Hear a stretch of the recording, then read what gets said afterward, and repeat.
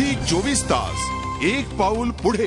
सर्वसामान्यांनी रेल्वेने प्रवास करायचा की नाही असा प्रश्न पडलेला आहे सर्वसामान्यांनाच, प्रवाशांनाच। त्याविषयी आपण बोलतो आहोत। ॲडव्होकेट हेमंत इंगळे, ब्रेकवर जाण्यापूर्वी जसा मुद्दा होता, तुमचे अनुभव काय आहेत? खरंच या सगळ्या सिस्टीम मध्ये लवकर बदल होईल असा आशावाद तुम्हाला वाटतोय? मला असं वाटत नाही, कारण कोर्टाच्या इंटरव्हेन्शन शिवाय त्यांनी अजूनपर्यंत काहीच केलेलं नाही। इनफॅक्ट कोर्टाने इंटरव्हीन केल्यावर, त्यांना डायरेक्शन दिल्यावर सुद्धा ते इम्प्लिमेंट करायला तयार नाहीयेत। म्हणजे ह्याच्यात फक्त चूक प्रशासनाची, रेल्वे अधिकाऱ्यांची आहे आणि कुठेतरी ती बेजबाबदारपणा जो आहे त्यांचा, त्याच्यात बदल घडवला पाहिजे। तुमच्या मदतीला कोणी राजकारणी आलाय कुठल्याही पक्षाचा? अजिबात नाही। राज्यकर्त्यांनी कधी सहानुभूती किंवा मदतीची तयारी व्यक्त केली? अजिबात नाही, कोणीच नाही। इनफॅक्ट समीर झवेरी जेव्हा त्यांनी हा लढा सुरू केला, मी तर फार नंतर आलो या लढ्यामध्ये, जी वकील मंडळी आहेत त्यांनी इतके एफर्ट्स टाकलेले आहेत त्याच्यामध्ये। पहिली गोष्ट तर समीर झवेरींनी एफर्ट टाकलेत आणि त्यांच्या वकिलांनी, म्हणजे जितके वकील त्यांनी एंगेज केलेले आहेत, इनफॅक्ट सिनियर ॲडव्होकेट्स आहेत, फ्री ऑफ कॉस्ट आम्ही काम करतोय त्यांच्यासाठी, फ्री ऑफ कॉस्ट। कुठेतरी आम्हाला असं वाटतं की आमची सोशल रिस्पॉन्सिबिलिटी आहे की ही जे मुद्दे आहेत ते कोर्टाच्या इंटरव्हेन्शनने कमीत कमी कोर्टाच्या इंटरव्हेन्शनने तरी सॉल्व्ह केले पाहिजेत। अगदी, त्यांचे दोन्ही पाय निकामी झालेले आहेत, त्यांना त्या माणसाला स्वतःच्या पायावर उभा करण्याचा प्रयत्न ही सगळी मंडळी स्वखर्चातून, स्वयंप्रेरणेतून करतायत। आपल्याकडे वेळ कमी आहे, रामभाऊ आम्हाला तुम्ही सांगा शेवटी, का आम्ही आशावाद बाळगायचा? का सर्वसामान्य माणसांनी आता असं समजून चालायचं की नाही बाबा, भविष्य काळामध्ये काहीतरी होईल आणि मला रेल्वेने व्यवस्थित प्रवास करता येईल? काल नव्हती, आज नव्हती, अशी काय कारणाची उद्या असतील?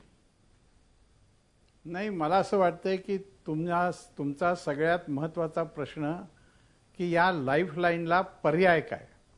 आणि मला असं वाटतं की लाईफलाईनला पर्याय, जसं आपल्या शरीरातल्या हृदयाला पर्याय नाही, तर मग ते हृदय मजबूत केलं पाहिजे। आणि ते हृदय जर मजबूत करायचं असेल तर प्रथमतः सगळ्या मुंबई उपनगरीय गाड्या 12 डब्याच्या केल्या पाहिजेत आणि त्यानंतर 15 डब्याच्या केल्या पाहिजेत, तर गर्दी थोडीशी कमी होईल आणि जाताना येताना निदान उभा राहून जाण्याची परिस्थिती होईल। जे मुख्यमंत्री किंवा अन्य लोक बोलतायत की एलिव्हेटेड ट्रॅक्स आणि वगैरे वगैरे, हे 15-20 वर्षांनंतरची गोष्ट आहे। आज जे करायला पाहिजे आहे ते जर केलं तर ते योग्य होईल। त्यामुळे मुंबईच्या लोकलला पर्याय नाही आहे। निश्चितपणे रामभाऊ, तुमचा मुद्दा लक्षात आला। आपल्याकडे वेळ कमी आहे, शेवटी आपण जाऊया मिलिंद बल्लाळ यांच्याकडे। मिलिंदजी, आज काय करायला हवं हे गेल्या 10 वर्षापासून सगळेच जण सांगतायत, मात्र हा आज आणि उद्या कधीच उजाडत नाहीये।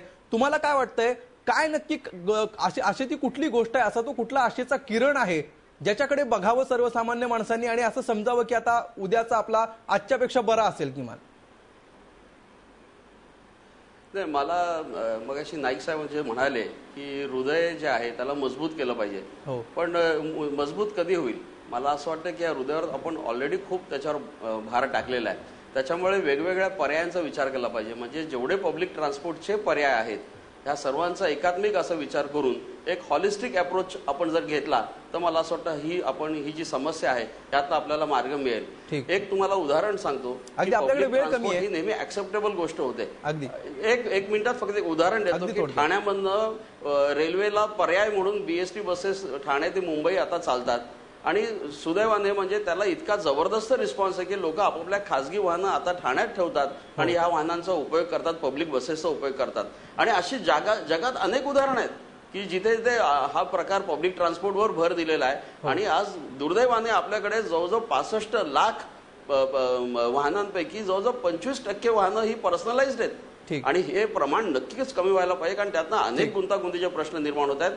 त्यामुळे रेल्वेला पर्याय म्हणजे आपल्याला रस्त्यांची वाहतूक जी आहे ती सुधारली पाहिजे, जलवाहतुकीचा एक विचार केला पाहिजे आणि अन्य तत्सम गोष्टींचा विचार केला पाहिजे। पर्यायी व्यवस्थांचा विचार केला पाहिजे असं सगळ्यांचंच मत आहे, मात्र हे होताना दिसत नाहीये।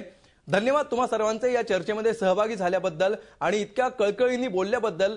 उद्या काय होणार आहे याविषयी कोणालाच माहिती नाहीये। आम्ही एक रोखठोक प्रश्न विचारलेला होता, प्रवाशांच्या मृत्यूला रेल्वे प्रशासन कारणीभूत आहे का?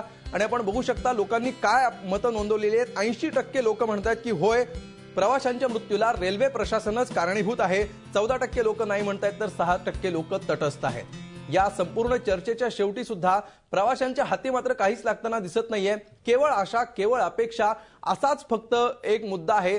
जीवाची कुठलीही खात्री नाहीये। त्याच्यामुळे आज या चर्चेतून निरोप घेताना मला सुद्धा खात्री नाहीये की रेल्वेनं प्रवास करताना उद्याचा रोखठोक करण्यासाठी 9 वाजता मी सुरक्षित आणि जिवंत पोहोचू शकेल.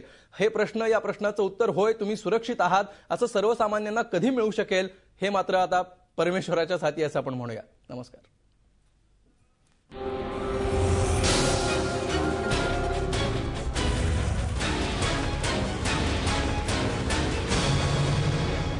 झी 24 तास, एक पाऊल पुढे.